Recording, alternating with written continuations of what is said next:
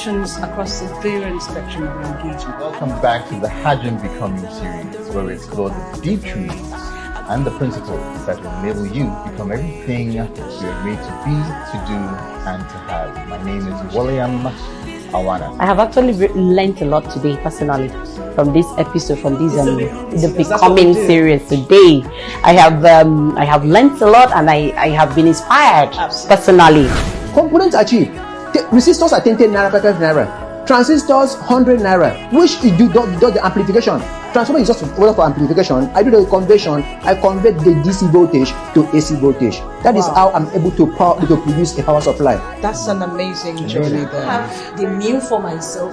So what I do is going to the village. A lot of collaborations and partnerships. Empower with the women. It's like, let me buy the fruits. Wow. Please do this for me. In turn, I'm paying them money. So they mill the oil for me. I check it is what I want for my consumers, for my customers. So that's how I've been able to maintain that. Great. Obviously, you have a lot of teams. Time, a lot of people working with you on this. So with time, gradually, as we're growing, definitely, is to acquire, to rent more farmlands, like for the farm fruit, where we can harvest, and all of that to ours, and then have our own plantation. But for now, we're just doing what we have. Great job.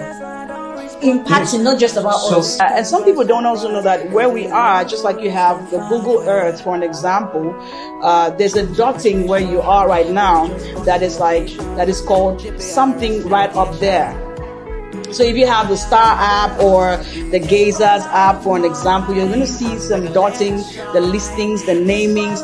And the first question is like, who named these things? Fly this, that, and that, and that, and that. Every space, every joint, every area in the space, framework is named. The question is, who named it?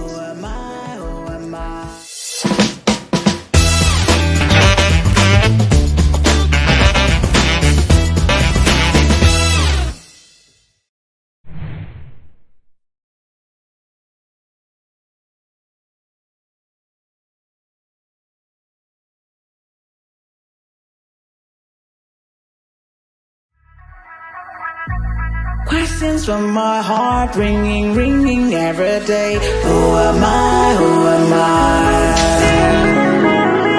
Some more, believe some more, love some more. It's twilight of mine, I'm gonna let it shine. Hello everyone, welcome to the Hajj Becoming series, where we explore the deep truths and the principles that will enable you to become everything you're meant to be, to do, and to have. My name is William Awana. I'm not here alone. I'm here with my very lovely co-host who decided to wear blue just so that she could match with me.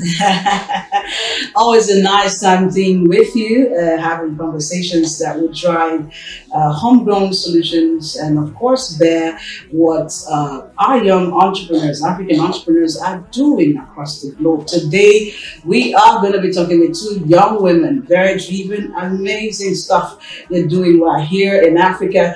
And so we're going to just listen to them and then get to see what that looks like. Excellent. So before we jump into that, one of our core objectives here at the Hajj Becoming series is to enable people, especially, see what we can do in Africa. Because if you take a view, a widespread view of the issues that are confronting the continent, you discover that a lot of it is centered around things like poverty, things like hunger, things like suboptimal living. And we're saying, hey, what are the things that we can do to help people, to assist people, or to groom people to develop solutions that will enable Africa and Africans surmount these problems? And of course, drive social impacts, engineering, entrepreneurship, and innovation across various sectors of the economy. Exactly. Yeah. Now, one of the key things that I especially like to take people on is the question of vision and innovation, right? Because if you take a look throughout human history, every time the world changed, every time that we propelled ourselves forward, it was always because somebody or some people had visionary thinking. They thought in a particular way. They decided to implement things that they had in their imaginations. And by doing that, they were able to move the fabric of society forward. So if you're going to be a business leader in any shape, way, or form, you need to have innovative thinking. But what exactly is innovation? Because when you tend to have these discussions with people, you ask them what their conclusion about innovation is. They usually tell you it's about bringing new things to the fore. Okay. And I have a different opinion, right? And I tell them that I don't think that's necessarily the case. Why? So let's take an example. When the jet airplane was first developed, or when man started to fly, right, through the Wright brothers, every part of the plane, or what became a plane, every part, every bit of it was already existing on the earth, right? So what changed? Why weren't the people in the first century who lived at that time able to build an airplane from existing material? Wow. The thing is that the people who eventually developed it thought in a different way. They had insight, and they discovered that by thinking in this way and by combining existing material together, they could come up with something. So when we say innovation, it's not about discovering something new. It's about using what you have, but being able to see it differently. The clothes that we're wearing, a lot of it comes from animal skins, right? So one person looks at a cow and just looks at a cow, or at the most food. Another person looks at the same cow and thinks, why don't I use the skin to develop something? So it's all a matter of how you think, how insightful you are, how visionary you are in your concepts and your thinking, and how you can use that sort of visionary thinking to solve existing problems. That for me is what real entrepreneurship is all about. Amazing stuff there, because when we look at ideas around what we saw Virgin Galactic do also, and of course Jeff Bezos do, flying that air engagement, that tourism, space tourism engagement. They're not trying to say I want to build a Mars like Elon Musk, for an example. They were trying to say, can we go zero gravity? And that was an idea. And maybe many people thought that wouldn't work, but that worked because we had over 200,000 tourists decide to take on zero gravity. And pretty much like what he's saying is amazing, because I think one difference we see is deep thinking. Yeah. So you take a look at this and you say green. So how do you mix, what colors do you mix to have green? And so you begin to think and think and think, and then you come up with a solution. Or you do like guys who are stargazers, for an example, and then you're sticking on that whole thing and you're like, why is this thing not changing? When will it change? What time? What do I do to make humanity move forward in terms of technology? Exactly. What technology do I apply, for an example, to get it a bit better? So, some time back, we thought Google would be the deal, for an example. But now we see ChatGPT, and then we're going a bit very precise and concise, and AI is becoming very volatile. And so someone is thinking, but the thing is, are you thinking? Everyone is thinking, but are you thinking? What are you going to be making from hides and skins and every other thing? So I think that's what it is. I love that perspective of innovation, because everyone feels that you got to come from nowhere. But you can take what you have and just make it better and make it easy for us to use, and that's beautiful. Exactly. That, innovation is big. So before we bring in our guests to have a discussion with us, you made a very important point about technology, right? And again, when I'm having conversations with entrepreneurs or business operators, and we're talking about technology, what exactly is technology? Because the pervasive thinking around technology is that it's all about machinery and computers and all of that. And I tell them, no, what you're talking about is information technology, which is only one aspect of technology. Absolutely. So what is technology? Technology is anytime man decided to come up with something that made his time here on Earth fundamentally better. So if you go back to human history and you discover when we started using fire, right? Fire is technology. Right? When we moved from using bows and arrows to fight our wars to using guns were a form of technology. Absolutely. Right? So anytime you're thinking again innovatively and you decide, okay, this is the way things have always been, right? But why don't we do this? Why don't we try this? Why don't we try this other form? You are bringing technology into the mix. Now you can use the tools that are prevalent in your era, or whatever it is, to sort of propel that. But fundamentally, technology begins with how you think, not necessarily what you do. So how you think, it is how you think. So what is inside your mind is very important. How you power your mind is really very important if you're going to move that narrative forward. If you're going to take us from building on Mars to now building on Jupiter and Venus and Saturn, and then we going global on that whole thing. And all the best to you. And all the best. Right now, we're going right into the conversation. We have great entrepreneurs who are driving homegrown solutions. We have Eduem George on the saddle today, and we also have what I call her Z's Foods.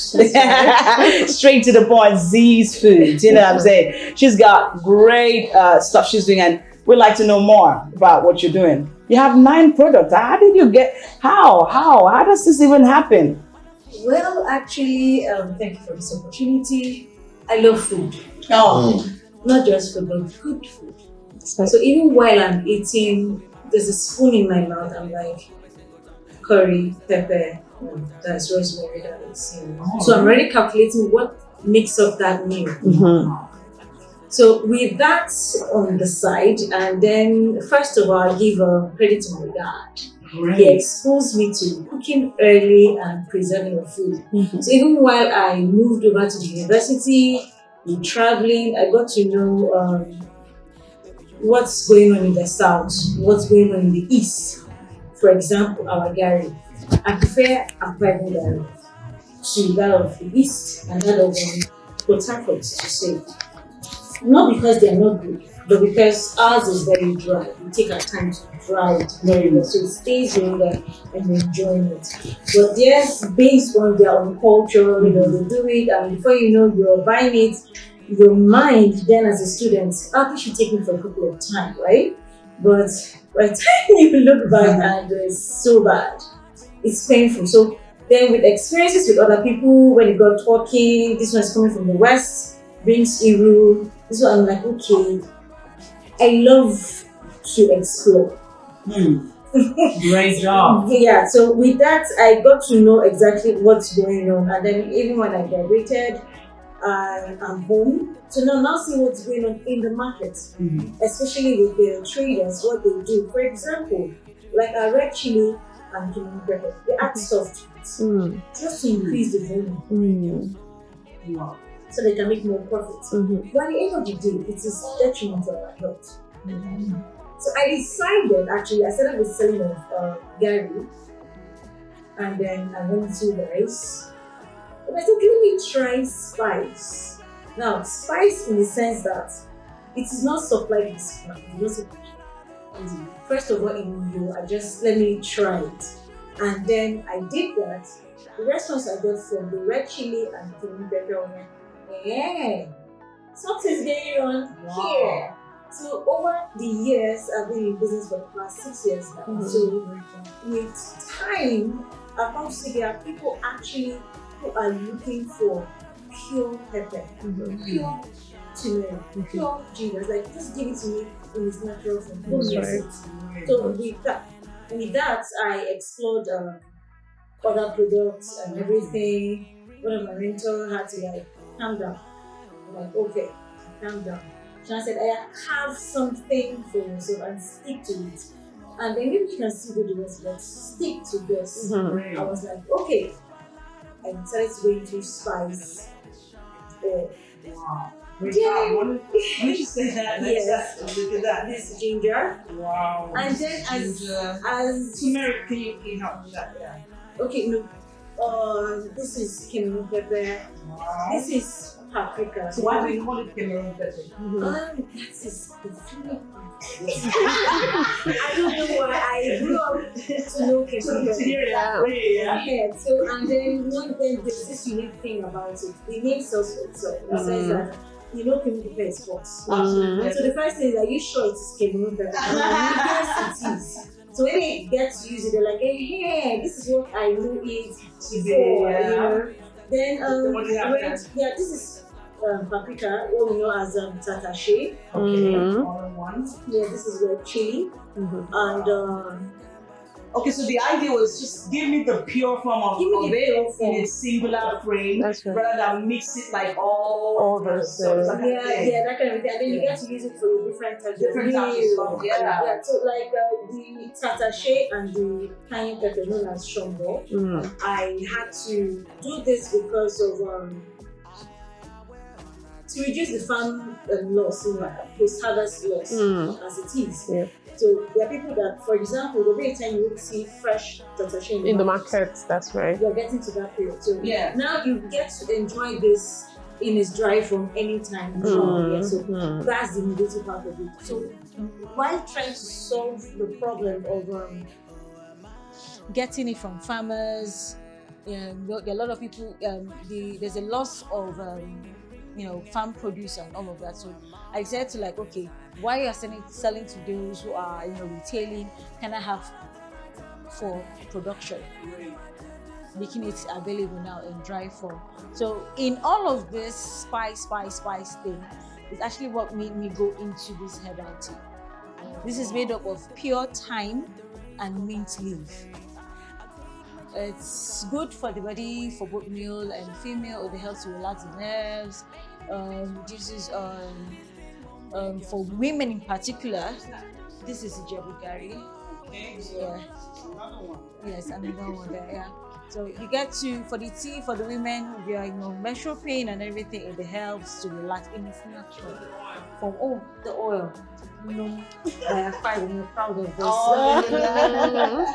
We are proud of this. Wow. So your journey, I'm looking at all of this, and one thing comes to mind, and you want to look at the fact that how turmeric was used some years back. It's not the same way it's used now. Yes. And obviously in packaging what you did, because I've seen that you've gone through the process of registration with NAFDAC and then SON and all of that. I've seen a lot of licensing there with your NAFDAC number, and that means you've gone very far. And that means obviously you drive exports relations and all of that. Yes. Okay, so it looks pretty good, but can you tell us about that journey of discovery? Because that journey of discovery is what would have to, what you would have to letter when you're doing your licensing. That what is different from this other one? What is what what are the benefits? For an example, of putting turmeric now, thyme. You're now doing thyme and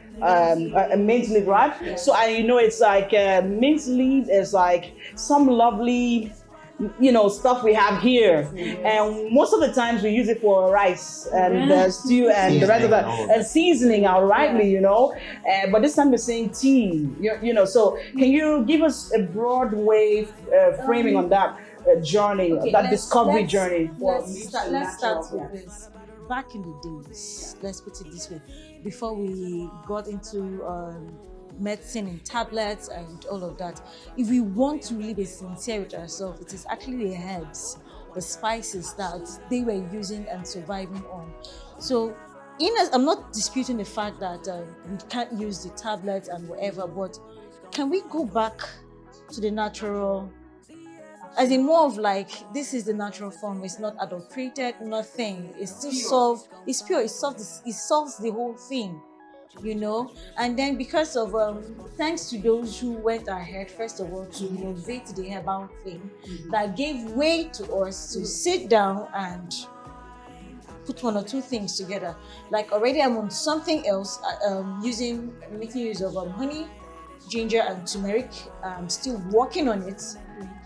Wow, discovery journey. So I'm still working on it to perfect in terms of how to present it to the public, actually. That's amazing. Yeah, how to present it to the public for people to use, consumption and all of that, but not because I can't use it. I'm using it personally, but I have to think of it in a better way. You have a lot of enterprise energy. Having to do all of this, someone would actually think that what you should be looking out for is the structuring. In terms of, do you have a farm that does pepper? Do you have a farm that does thyme? Yeah. Do you have a farm that does so those are the kind of questions that are in my mind concerning what you're doing. Well, for now, how I've been able to achieve this so far is that before I began this, even while in the journey, I had to like search for the farmers directly now, especially in the north. So I was able to achieve that one-on-one contact. So there's no middleman.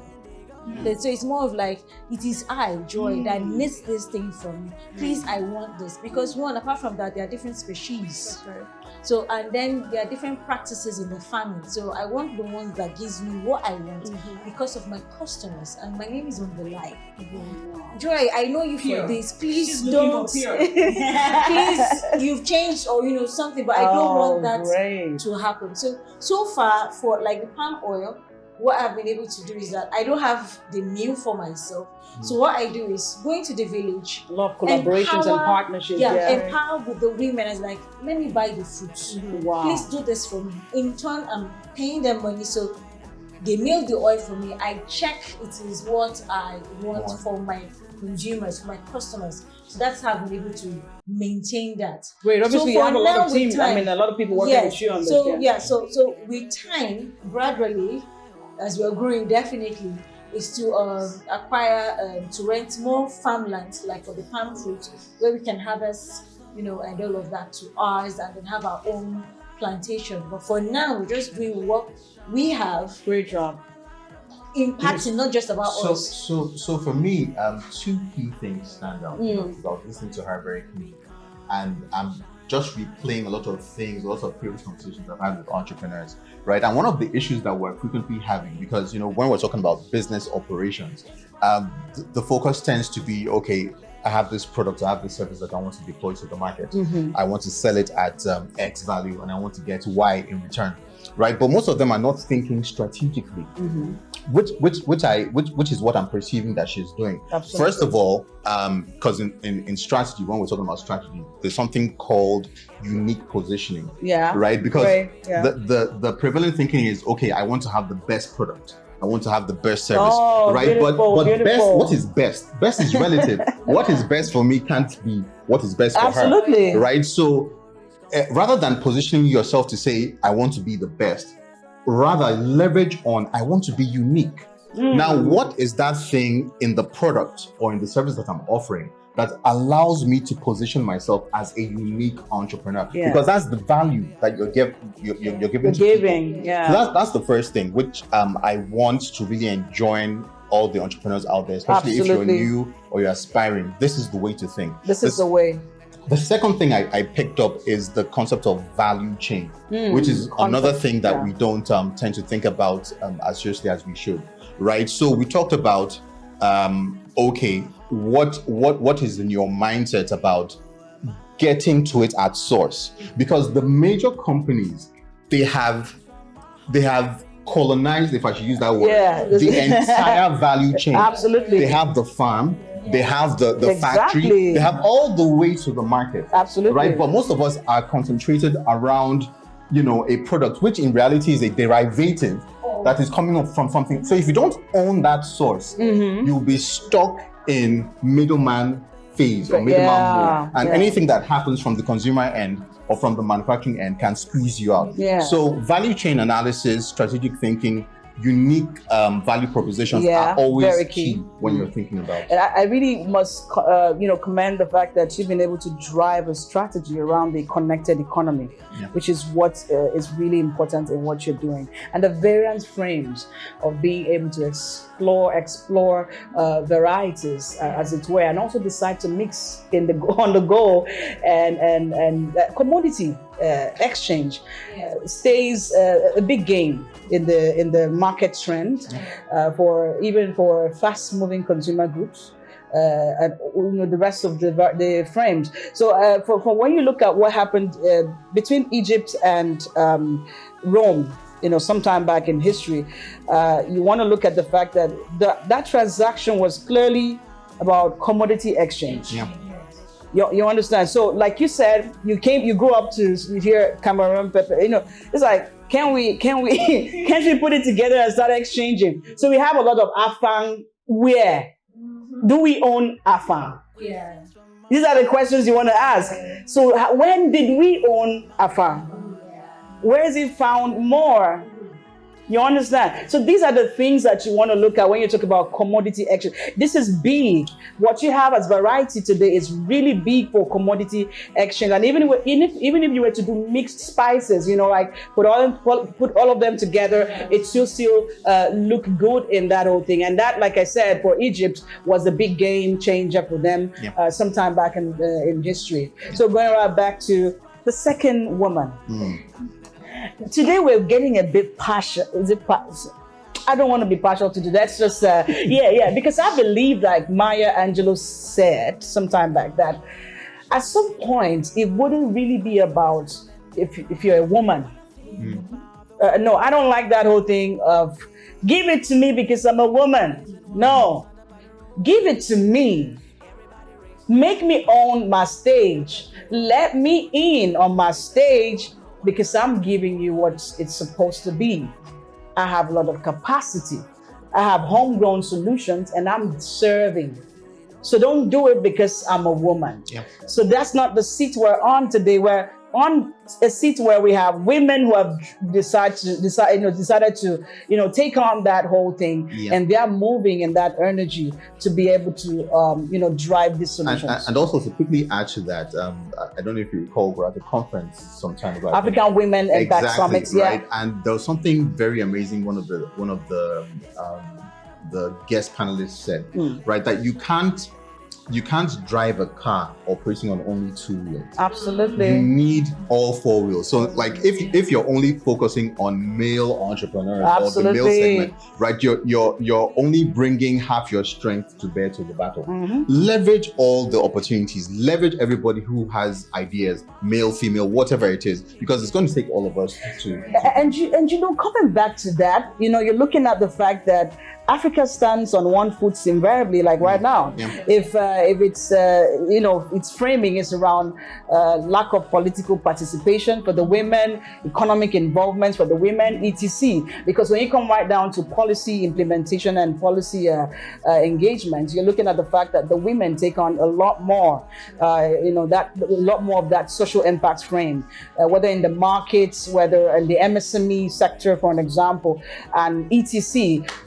What you see is the women, and you have a population that is women reading, and so if you don't decide to explore the potentialities of those women and allow that happen, you are shooting yourself in the foot. So I think it's time that when we had the Business Women Summit in Lagos too, we've looked at the fact that the digital space now gives the average woman that power that they advocated for some years back, basically. So we go right back to Edu M. George.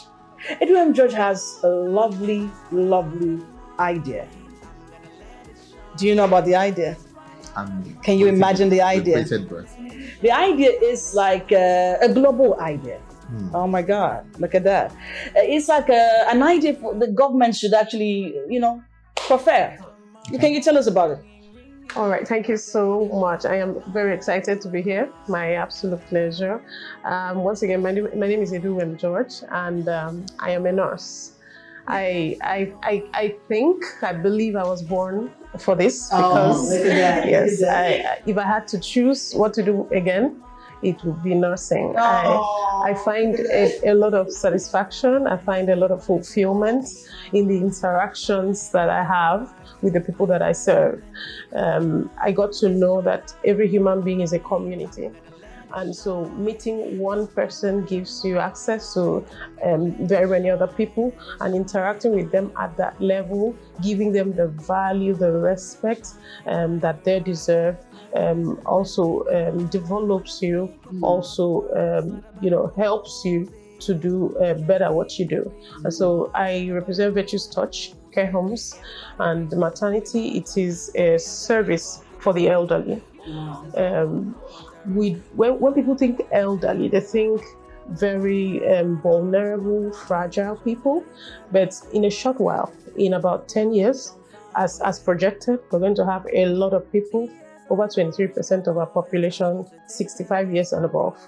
With technology, with civilization, with better way of doing things, we are seeing that people are going to live even longer, because the solutions that we all bring together makes life easier. Yeah. That's the goal. The idea of driving technology, of driving civilization, of driving solutions is to make what we used to do with difficulty easier, and to reach out to more people. And so these solutions together have made the use of human energy very minimal. You know, these days we talk about critical thinking, we talk about creativity, and that doesn't necessarily need a lot of muscle or physical strength, which are the stressors that reduce our lifespan. Yes, initially Sub-Saharan Africa had their lifespan projected at 55 years. And that was because we did everything almost manually. You know, we drove everything manually. We produced manually. We brought physical strength to everything we did. But now with machinery and mechanized way of doing almost everything, we see that we don't need physical strength anymore. And so we're living longer. The results, you know, people don't wait to 65 years to retire. People can make the best out of their lives at their primes and actually retire early. That means that they have a later part of their lives that they live even better than they began. And so with people living longer, the family has a lifespan. A family, as we have studied, is in stages. Initially, the man and the woman comes together, then there are children, and then as development goes on, the children grow up into their various endeavors. They have their careers, their families, and every other thing to look after. So that means that the family at that stage is an empty nest. So the children that once were the community in the family, for every woman we know that we cook because of our children. We eat because of our children. Because I have an experience with my elderly people, they can't eat because they have to eat alone. And so at that point where the children leave home is where the debilitation, the deterioration with health comes in. And so the social isolation, which has as much impact to the mind, like drugs, like what addiction does, the isolation alone is enough to tear down the best of persons. And so interacting with the elderly in practice got me into the space that I saw that our elderly people needed more. They needed more. They needed more interaction. They needed more attention. And I thought about, I've had to lobby for an elderly person to stay 2 more weeks in the hospital. Yeah, she had surgery, and for the first time in a very long time, all her children were around about her. You know, everybody called, everybody came to see her, everybody, you know, the nurses were all about her. And so she told me, can I stay a little while longer? Can I stay here? And so I said, look, our hospitals are designed in such a way that we care for people in the critical phases, and once they begin to recover, we discharge them. So what happens to them when we discharge? You know, because we find people, you know, breaking down in convalescence, what is supposed to be a continuity of care. That is why in other climes they have social welfare, people that come from the hospital to follow up on people who were once inpatients. And so I thought, I told her, I said, home is better. And she said, look, let me tell you, there's nobody at home. That's it. And so she was looking for an extension. Absolutely. Absolutely. Because she's never going to have those people, like, she's not going to have the people, the family. That's right. Everyone is going to go back to work. Everybody's going to go back to work. And so she said, now I can find everyone around. Everyone wants to listen to me. And so I said, okay, I thought to myself, I should have a place that is a continuity of care from the critical phase that the hospital does. Because for mental health, for physical health, for all kinds of dimensions of medical care, if the follow-up period, if the follow-up stage fails, you have the person rebounding back into critical phase. So for the elderly, I thought I should have a community of people to look after the elderly. And our values about our elderly are not so good at the moment because of the controversy about what happens to them, especially for some of them that have compromised mental health. They're speaking coherently, they act in certain ways, and the family, instead of coming together at that time to look after them, is actually staying away. And so these people are in a stage that they need even more care. So what my service does is to look after them. We bring them in a community or places where they meet like minds, where the gist from way back is different from what we will have now. And so you need to see them when they are engaged, when they are discussing things that matter to them. So what we do is to look after them. We also care for them at their homes, because for some of them they are emotionally attached to their familiar environment. And so for those ones, we also provide care, but it has to be in partnership with somebody in the family who will carry on when we are not there. Yes. So I love what Zis Foods is doing, because the humanity is in a brink. Literally, because of mechanization of several things, we have humankind have found a way to add things to what was natural. That means our dynamics of nutrition, of self-care, it isn't. It isn't. And so when she said she does this without additives, that's amazing. I think it's very beautiful. Because for the elderly, we find that aging the clock comes faster with exposure to artificial things. That is why, that is why the deterioration, we are seeing young girls in their 20s with a lot of fibroid, with a lot of cancer, and all of this is a contamination.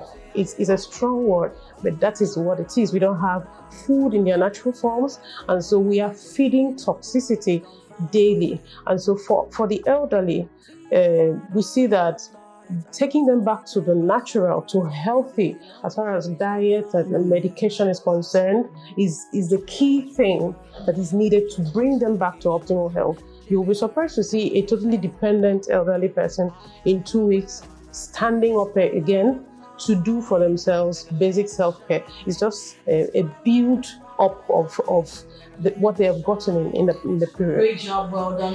When I look at what she has today in this conversation, we're looking at a great outlook.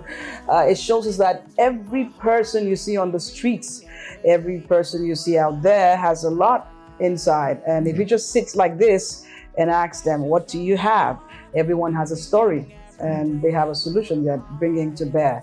And so let's get right back. Let's get right back into a very strong conversation right now. What would you're just right here, what would you say, your solution would do with government partnerships and private partnership outrightly? Because what you're doing, if we can find social welfare policies, for the aged, from the governments, whether federal, whether states, it begins to, take shape. I mean, that's what our, United Nations and, several other international bodies are up to. And of course, we have the global goals, we have the SDG frames and all of that. So this is a human being, this is an individual, taking on this particular homegrown solution, which is beautiful. But I'd like for you to share what that partnership with governments, whether states or federal, and partnership with private partners who have allied causes and frames like you. And of course, the third one, policy making for social welfare in the country or the African continent. How this solution can be prorated on those frames. I have seen that the framework of this, I have come, there's a journey to this, there's a story to this. At the initial stage, I discovered I needed to care for them at their homes because they have special needs. Yes, framing policies around the elderly is an emergency. We need it. We have policies around children, we have policies around women and other frames of healthcare. But for the elderly, we need to come together to put together a firm policy that will look after people at bracket. I thought that we were going to have a census. It is going to be very revealing because a very significant part of our population are the elderly, and they have resources that we can harness. You know, they become the bridge between what was and what is to come. They are very resourceful if we engage with them. And so I think that our elderly can be sustained long enough. You know, we can build on what they've done to make what is to come. Okay, so beyond that, this endeavor is very, very capital intensive, in the sense that the facility that you house elderly people have to be adapted. They have special vulnerable needs. And yes, and you cannot risk a fall, for instance. You cannot risk an accident at any scale. A fall, because some maybe fell recently and then they almost had to cut the leg off.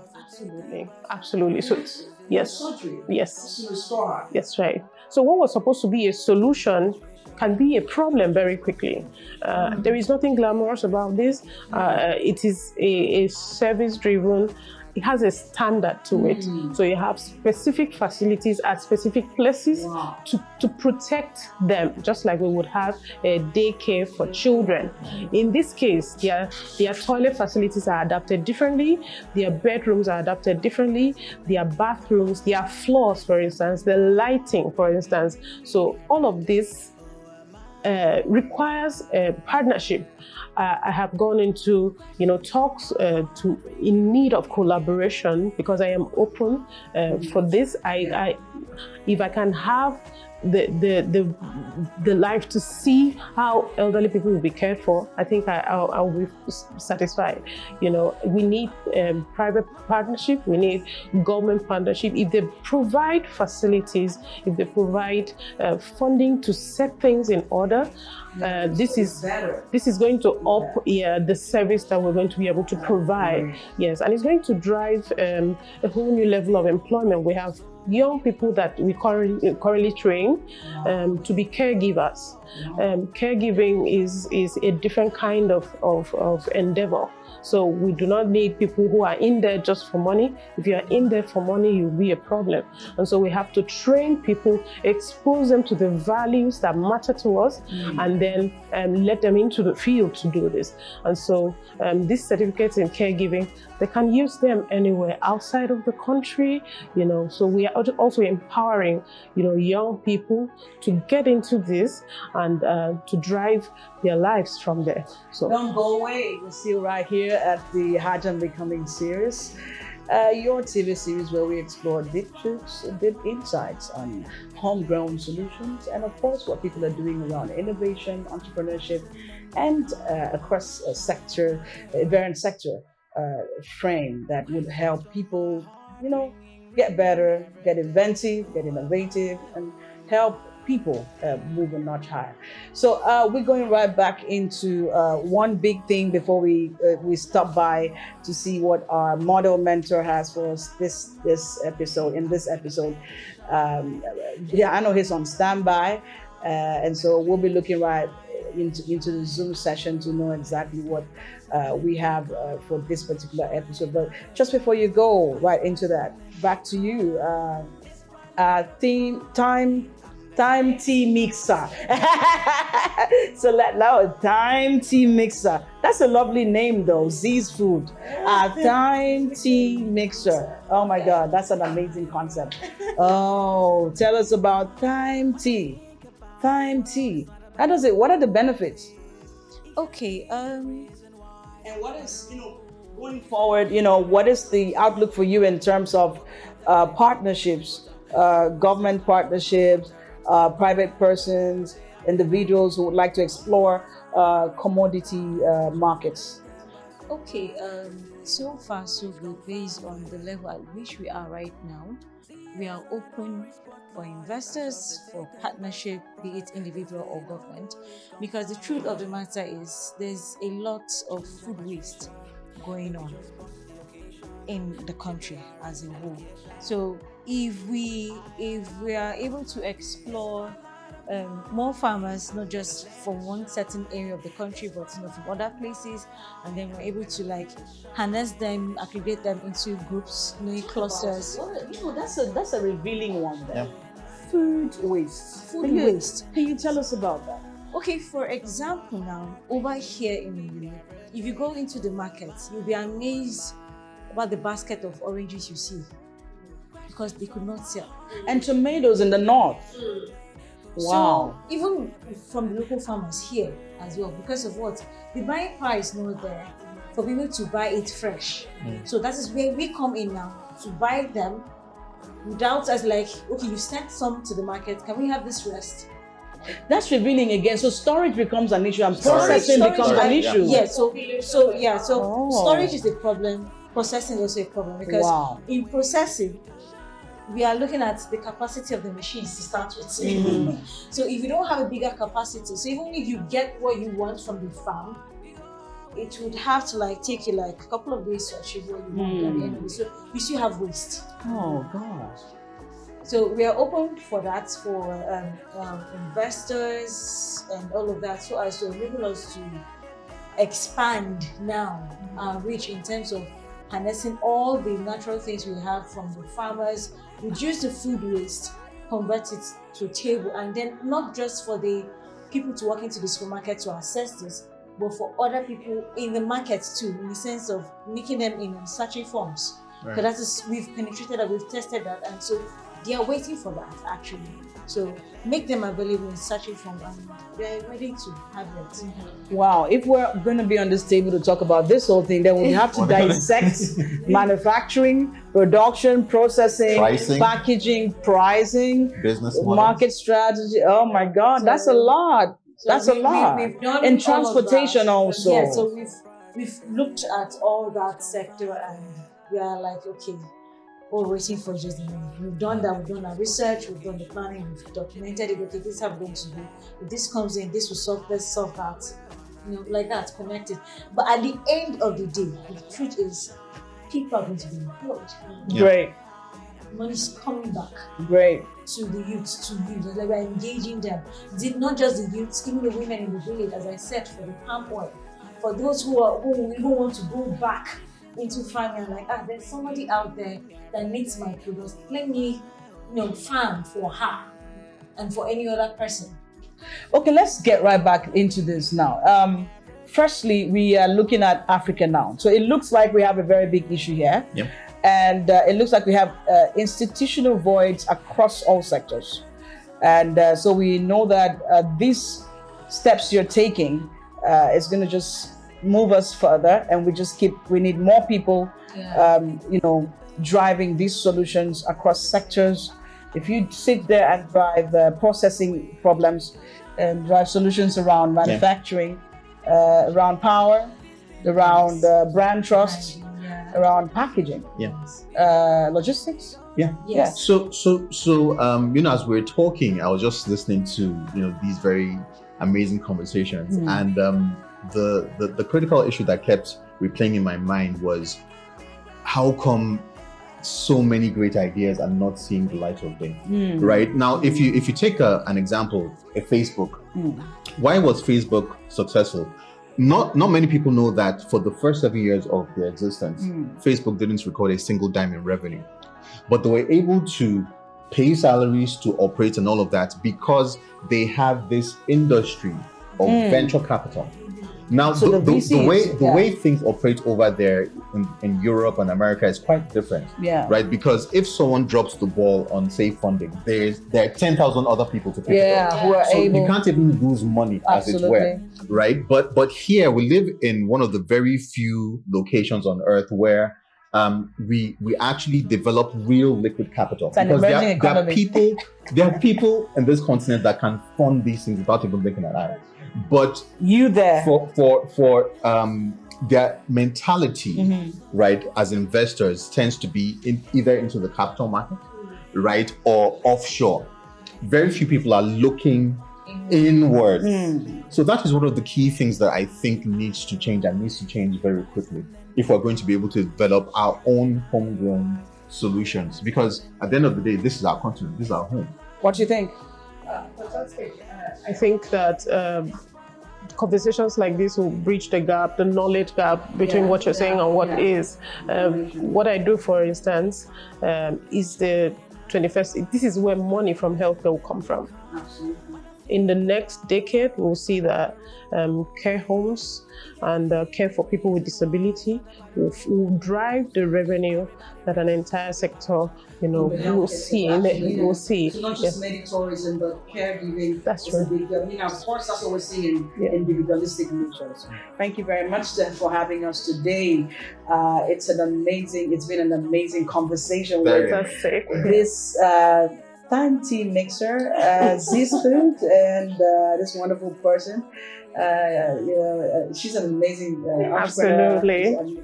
She's got a lot of energy. Absolutely. I can feel the energy right now. Yes. And then we have Duane George today doing an amazing job in Thank you very caregiving, much. giving us the advanced level of caregiving or Medicare or medical business, as it were. It's amazing. What do you have to say? I was totally blown away by not just the ideas, but also the quality of the conversations. Because it's one thing for entrepreneurs to have an idea. It's quite another for them to be able to articulate that idea. Because that articulation, most of the time, goes a long way into getting people to come on your side. If you can't articulate your idea, then why should I? Can't buy why should I invest Absolutely. in you? So the quality of your conversations as entrepreneurs for you out there is almost as important as your idea in itself. You can have a visionary idea, a great idea, but if you can't articulate it properly, you can't reach the right ears. So one word from Ziz Food to they need your energy. Can you tell them exactly what it is? Okay, for the upcoming, inspiring, existing entrepreneurs, don't be moved by what's going on in the world, in the sense that don't be discouraged that I've not started, nobody's seeing me, nobody's knowing me. As far as it is your idea, it is what you believe in, and you know that this is going to solve a problem, keep at it. People are actually watching. That's the truth, and that has been my story, and that should also be your story. I'm saying this, keep at it, you will get there. Thanks very much. Duane George. Thank you very much. I find service synonymous with humanity. Let's come back to humanity. Let's bring the kindness. Let's lend a hand. Let's give our elderly people a few more years to stay with us. Let's make use of the value that they have in them so that we can go even higher. Thank you.